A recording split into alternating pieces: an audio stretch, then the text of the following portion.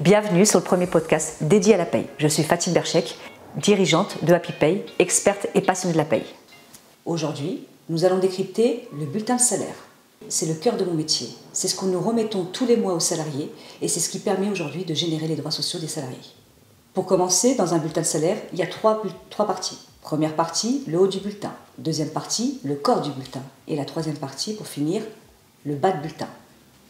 Concernant la première partie du bulletin, qu'est-ce qui doit être obligatoire dans un bulletin de salaire? Tout d'abord, vous allez retrouver l'identification de l'employeur ainsi que du salarié. Qu'est-ce qu'on entend par identification? Le nom de l'entreprise, son adresse complète avec le code postal. Nous allons aussi retrouver le numéro de SIRET ainsi que le code APE. Je reviendrai dessus sur le code APE puisqu'il a une incidence sur la convention collective. Nous allons aussi retrouver les notions par rapport au contrat de travail du collaborateur, c'est-à-dire l'intitulé de son poste, son coefficient, son niveau de hiérarchie, sa rémunération, son temps de travail, sa date d'entrée, sa date d'ancienneté et bien sûr la notion de convention collective. Donc, pour définir une convention collective, on se base tout d'abord par rapport à un code APE. On détermine par rapport au code APE une activité principale dans l'entreprise et c'est celle-ci qui va nous permettre de dire nous allons sur telle convention collective. Si je prends mon exemple de Happy Pay, je suis une société de conseil avec un code APE de 7022Z, donc je suis relié au bureau d'études, c'est-à-dire à la convention collective Syntec. Si j'avais choisi notre convention collective, ça, par exemple celle des experts comptables, elle aurait une incidence pas pour moi, Fatim Berchek, mais pour mes collaborateurs, puisque derrière, les avantages sociaux ou les maintiens de salaire en cas d'arrêt maladie ne sont pas la même quand on est chez Syntec ou quand on est dans la convention collective des experts comptables. C'est pour ça que dans notre métier, ce qu'on doit d'abord déterminer, c'est quelle est la convention collective. Vous comprendrez que c'est une notion importante pour nous.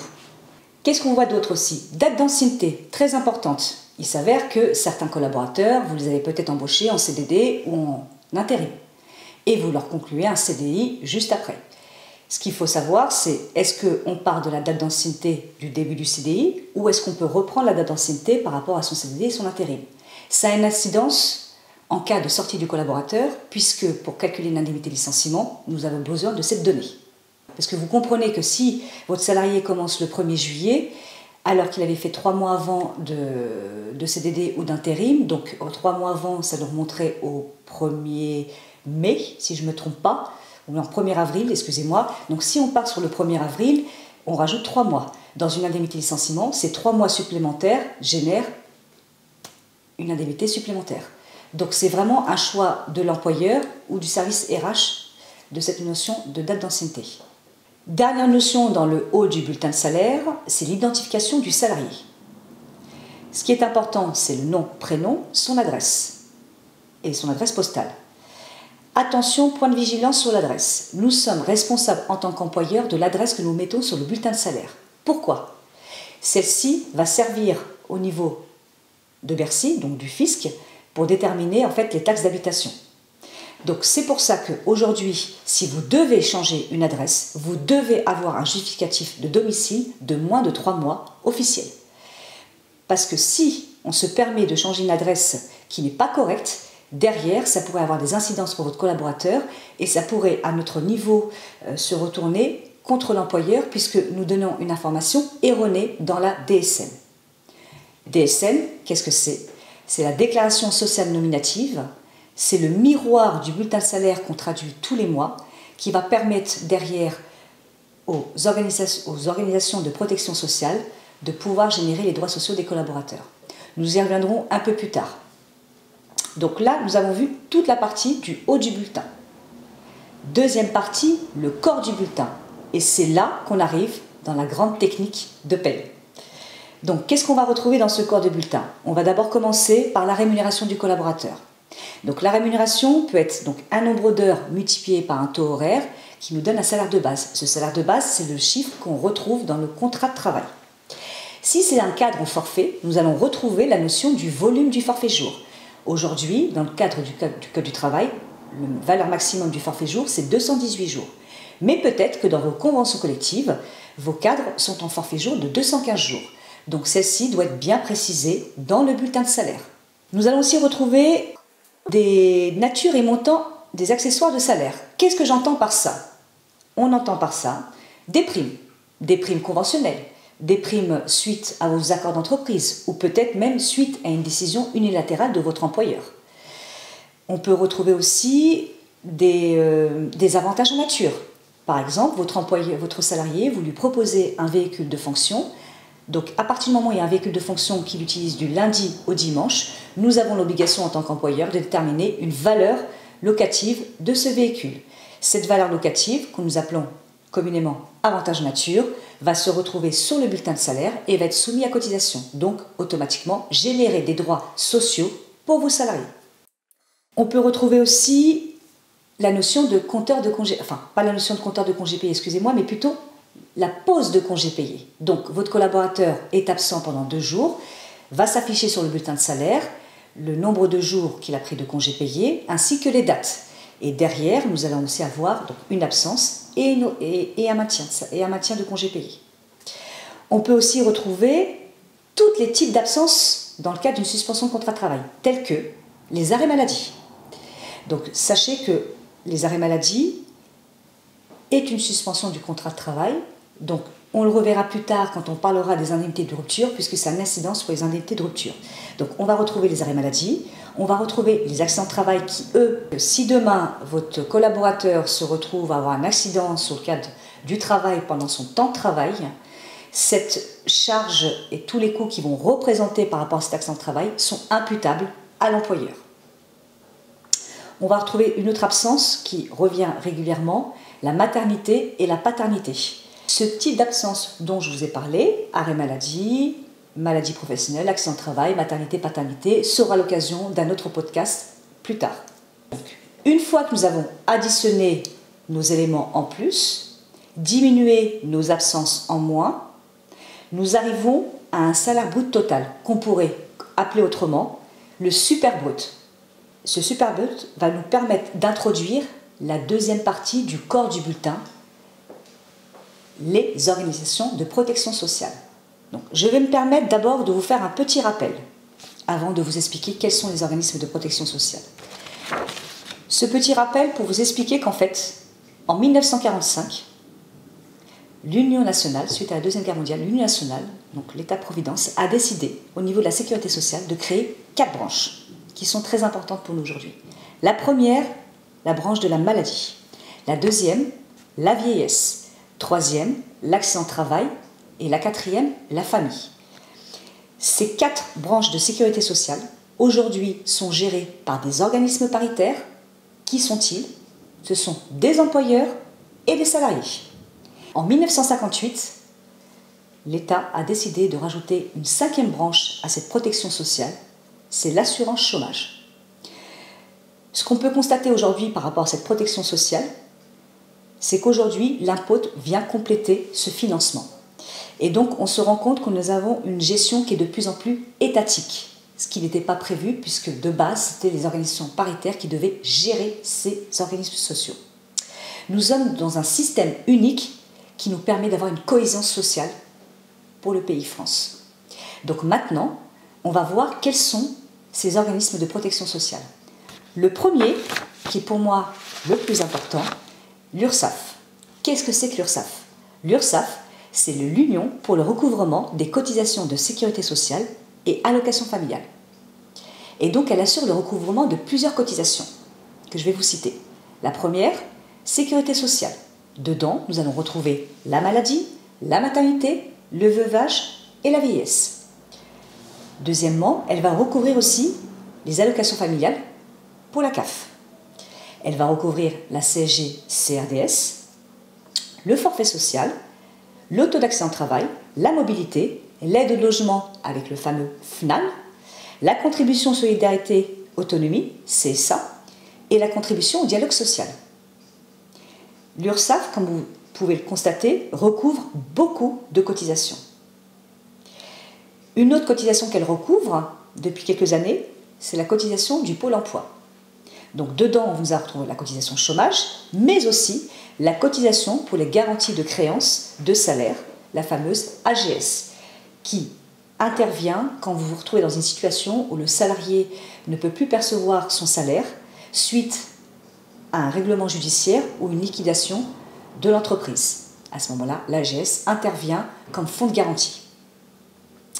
Le troisième OPS que nous allons retrouver, c'est la fameuse AGIRC ARCO. Donc rappelez-vous que nous avons eu une fusion au 1er janvier 2019. Aujourd'hui, ces deux caisses ne font plus qu'une. Donc, elle gère la partie retraite pour la tranche 1 et la tranche 2. Elle gère aussi la fameuse contribution CET, ainsi que la contribution CEG. Toutes ces contributions, on pourra les revoir prochainement dans un autre podcast où là, on rentrera plus dans la partie technique du calcul de ces cotisations.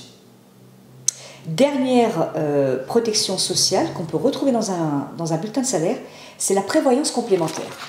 Alors celle-ci, elle est particulière, puisque ce qui est obligatoire au niveau de la loi, c'est la garantie de frais de santé, que vous pouvez vous-même appeler la mutuelle. Donc celle-ci, depuis l'accord national interprofessionnel de 2017, si je ne me trompe pas, nous avons l'obligation de mettre en place des mutuelles, donc des garanties de frais de santé. La deuxième, qui n'est pas obligatoire, mais qui est quand même très importante pour les salariés, c'est la prévoyance lourde. Qu'est-ce qu'on entend par prévoyance lourde? La prévoyance lourde, c'est l'incapacité de travail, l'invalidité, le décès et aussi la dépendance. Donc, ce qu'il faut savoir au niveau de la prévoyance, c'est qu'elle est obligatoire pour les cadres, surtout la cotisation décès cadre à 1,50%. C'est obligatoire pour tous les cadres. Vous n'êtes pas obligé de mettre un contrat de prévoyance pour vos statuts non cadres. Mais ce qu'on remarque, c'est de plus en plus de conventions collectives obligent à mettre en place cette garantie-là. Pourquoi? Puisque vous savez que dans le cadre d'un arrêt maladie, nous avons ce qu'on appelle un maintien employeur pour les salariés qui ont plus de 1 an d'ancienneté et que ce maintien employeur peut être complété par une prévoyance. Donc c'est pour ça qu'on le retrouve de plus en plus dans les entreprises. Ce qu'on va retrouver d'autre aussi sur un bulletin de salaire au niveau des cotisations sociales, c'est la formation professionnelle, la taxe d'apprentissage. Et en fonction de votre statut d'entreprise, dans le sens, en fonction de votre statut fiscal d'entreprise, c'est-à-dire soit vous faites une déclaration de TVA ou non, vous pouvez être assujetti, si vous n'êtes pas dans le cadre de la TVA, de la déclaration de TVA, être assujetti à la taxe sur les salaires. Donc celle-ci, on va la retrouver dans tout ce qui est établissement financier et tout ce qui est monde associatif. On va retrouver ces éléments-là dans un bulletin de salaire. Donc là, comme vous pouvez constater, c'est pour moi la partie la plus technique de mon métier, puisque toutes ces cotisations-là doivent se calculer d'une certaine façon. Donc il y a un réglementaire pour savoir comment on calcule des cotisations. Et nous arrivons à la troisième partie, ce qu'on appelle le bas du bulletin de salaire. Donc dans ce bas de bulletin de salaire, on va retrouver pas mal de choses. C'est là qu'on peut retrouver les tickets restaurants, si vous avez mis en place les tickets restaurants. Nous allons retrouver aussi les indemnités paniers. Nous allons aussi retrouver quelque chose qui revient très fréquemment, les abonnements de transport. Comme vous le savez, l'employeur a une obligation de prendre en charge à hauteur de 50% l'abonnement de son collaborateur. Donc c'est ce montant-là qu'on va retrouver en bas du bulletin. Donc, si je vous fais un petit récapitulatif, nous sommes partis d'un brut. Nous avons des cotisations sociales. Donc si on part du brut moins les cotisations sociales, nous arrivons à un net à payer. Et c'est le net à payer avant impôt à la source. Donc ce net à payer, on va lui rajouter des cotisations non déductibles, donc la fameuse CSG non déductible, et en additionnant ces deux sommes-là, nous arrivons au net imposable. Et c'est cette base de net imposable qui va nous permettre de gérer le prélèvement à la source. Donc petit point sur le prélèvement à la source. Le prélèvement à la source, qu'est-ce que c'est? C'est de payer l'impôt en fonction de sa situation fiscale mensuellement. Comment nous, les payeurs, nous récupérons ce fameux taux de prélèvement à la source? Donc, vos collaborateurs font une déclaration d'impôt chaque année, au mois de mai. L'administration fiscale détermine un impôt à payer ou pas. Et donc, automatiquement, en août de l'année en cours, nous recevons tous notre fameuse déclaration d'impôt. Et dans cette déclaration d'impôt, ça génère un taux de prélèvement à source qui est transmis aux entreprises. Donc moi, en tant qu'employeur, mon obligation est de récupérer ce taux personnalisé ou pas, de le mettre dans le bulletin de salaire, d'imputer ce taux à une base, donc le net imposable, et de prélever ce montant qui va être redonné à l'État en fin de mois via la déclaration sociale nominative. Nous avons l'obligation de faire ce prélèvement. Notre métier n'est pas de juger quel est le taux du collaborateur ou pas. Clairement, c'est un peu comme la déclaration de TVA, c'est-à-dire que nous, les entreprises, nous sommes là pour collecter l'impôt et la redonner à l'État. Nous ne sommes pas là pour juger quoi que ce soit ou avoir une opinion par rapport à ce taux de prélèvement à source. C'est notre déontologie. Qu'est-ce qu'on retrouve d'autre aussi dans le bas de bulletin? Eh bien, c'est les fameux compteurs. Les compteurs de congés payés, de RTT ou de jours de repos pour les forfaits jours, ainsi que tous les cumuls du salaire annuel brut depuis le 1er janvier, le cumul du net imposable depuis le 1er janvier, les plafonds de sécurité sociale, le cumul des charges patronales, le coût global du collaborateur, je reviendrai un petit peu dessus après, les fameux allègements de cotisations cumulés, ainsi que le cumul des heures travaillées et des heures supplémentaires et complémentaires si elles ont été effectuées. Cette notion est importante puisque, comme vous le savez, aujourd'hui, nous avons une exonération de l'impôt sur le revenu sur les fameuses heures supplémentaires jusqu'à hauteur de 7 500 € net. C'est pour ça que nous avons l'obligation de le faire apparaître clairement sur le bulletin de salaire afin que le collaborateur sache à quel moment, quand il déclenche des heures supplémentaires, ou qu'on lui paye des heures supplémentaires plutôt, à quel moment il est soumis à l'impôt sur le revenu. Donc tous ces compteurs sont très importants pour nous aussi, surtout en fin d'année, puisque c'est ce qui va nous permettre de vérifier que notre salaire brut ainsi que notre cotisation de charges patronales et salariales correspondent à ce que nous avons fait tout au long de l'année. Je reviens sur cette notion de coût global qui pour nous est importante, puisque votre collaborateur, nous avons parlé du salaire brut total. À ce salaire brut total, il faut lui rajouter les charges patronales. Et c'est comme ça qu'on arrive à dire, on entend certains discours, que ça coûte cher. Oui, ça coûte cher parce que derrière ces cotisations sociales, nous avons la protection sociale. Donc nous avons fait le choix en France de baser cette protection sur des cotisations. Je vous prends l'exemple de l'Angleterre qui, elle, aujourd'hui, toute sa protection sociale se fait sur l'impôt.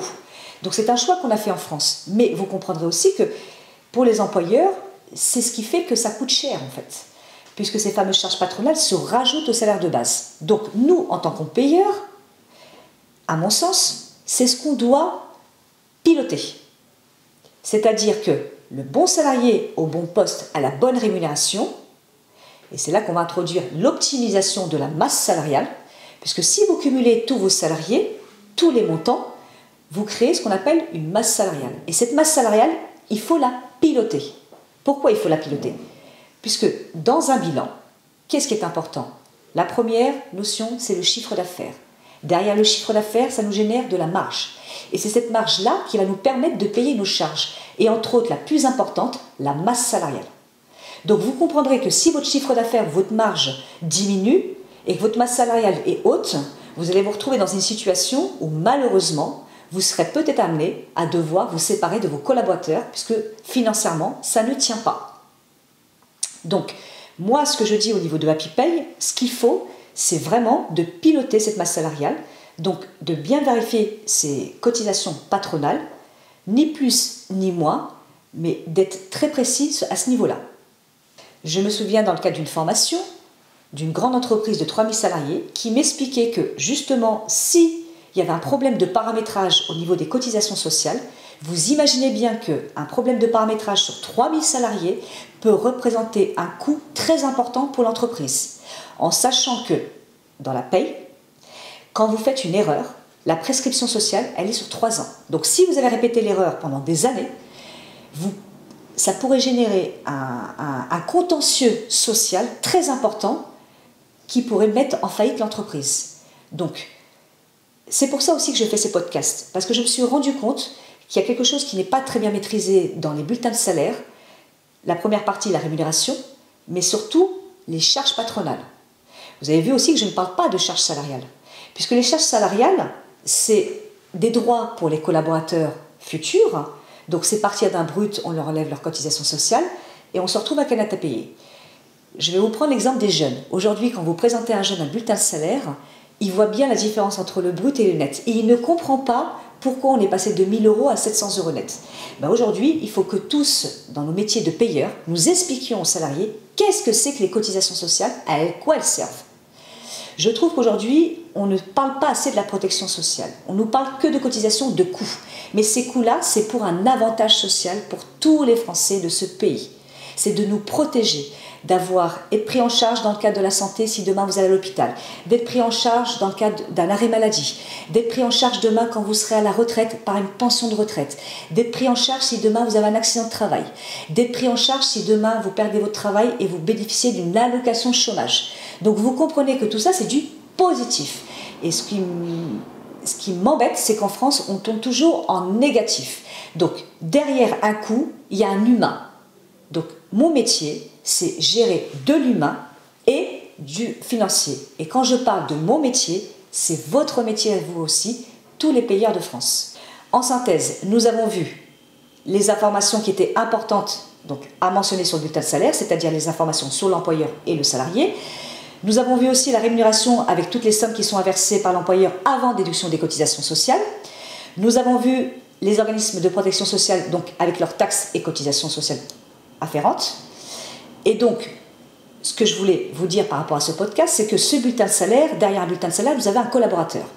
Comprenez que quand un collaborateur vient vous voir, vient franchir la porte de votre bureau, vient vous poser une question, il faut absolument lui apporter une réponse sereine et confiante. Pourquoi ? Parce que derrière, si ce collaborateur n'entend pas ou ne comprend pas, ce qui risque de se passer, c'est de faire un effet boule de neige dans l'entreprise et donc vous générez un mauvais climat social. Ce que je veux vous faire comprendre, c'est que la paye est importante dans une entreprise. Nous sommes vraiment les bras droits des entreprises. Nous sommes là pour faire du conseil, pour absolument calculer bien les droits des collaborateurs.